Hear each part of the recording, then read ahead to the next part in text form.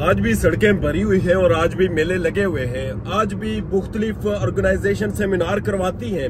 वहां पर बड़े तगड़े सहाफी आते हैं और धड़ल्ले से बोलते हैं, मगर कमी है तो सिर्फ और सिर्फ अरशद शरीफ की और इमरान रियाज की। अरशद शरीफ जो कि ये दुनिया छोड़ के चले गए हैं और इमरान रियाज जिन्हें गायब कर दिया गया है।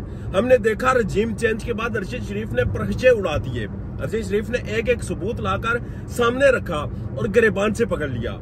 उसके बाद बयानिया बनाने में इमरान रियाज का कोई सानी नहीं था। इमरान रियाज को मारा गया, उठाया गया, अबडक्ट किया गया, घसीटा गया, हर जुल्म किया गया, मगर वो चुप न रहा। बिलाहर उसे फिर उठाया गया।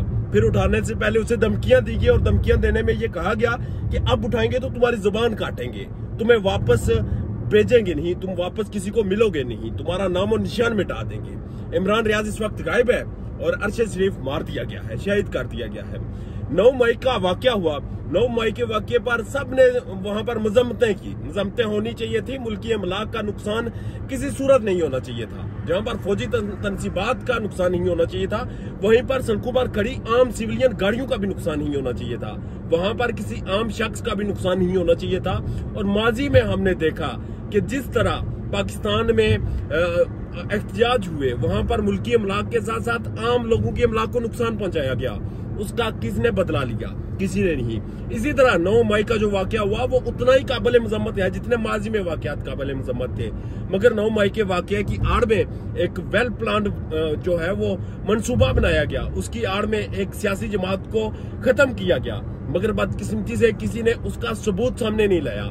वो दहशतगर्द जिन्होंने ये आग लगाई थी, वो शर पसंद जो इस सारे मंसूबे में शामिल थे, वो पॉलिसी साज, वो मंसूबा साज, वो तमाम लोग जिनके घिनौने चेहरे पाकिस्तान आज नुकसान बर्दाश्त कर रहा है, उन घिनौने चेहरों को सामने नहीं लाया गया।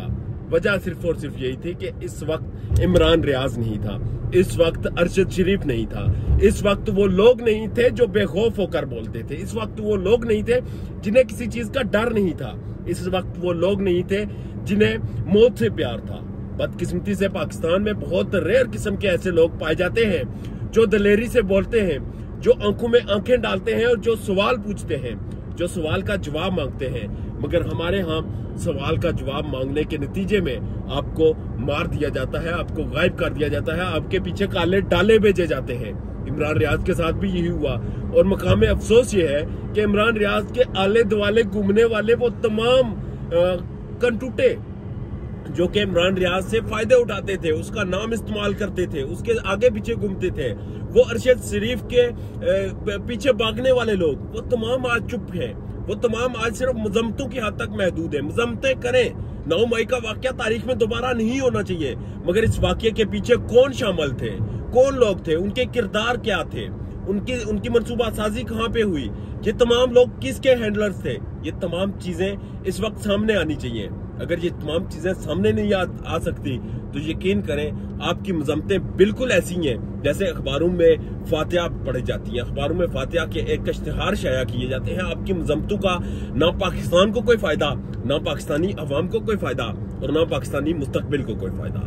खुदारा अगर कुछ करना चाहते हैं, अगर आप ये चीज साबित करना चाहते हैं कि आपका वजूद अहमियत रखता है और आपके वजूद से इस ममलकत हदादात में कुछ फर्क पड़े, कोई बेहतरी आए और आपका जिंदा होने का सबूत अवाम को मिले, तो खुदा के लिए बोलें, सवाल पूछें और सवाल का जवाब मांगे, क्योंकि जो मौत है वो बरहक है, वो सबको आनी है। अरशद शरीफ चला गया, इमरान रियाज को उठा लिया गया, मगर दुनिया कायम है, दुनिया कायम रहेगी। आप अपना हिस्सा डालें। अगर हिस्सा नहीं डाल सकते, अगर तहकीकात नहीं कर सकते और बेजा लोगों पर इल्जामात लगाने से कोई उससे कुछ हासिल नहीं होगा और पाकिस्तान का सिर्फ और सिर्फ बैन अल-अक़वामी दुनिया में नाम खराब होगा। अपने मुल्क की बेहतरी के लिए, अपने माशरे की बेहतरी के लिए और इस तरह के 9 मई के वाकयात की हौसला शिकनी के लिए आपको बोलना पड़ेगा। इजाजत दीजिए। अल्लाह ने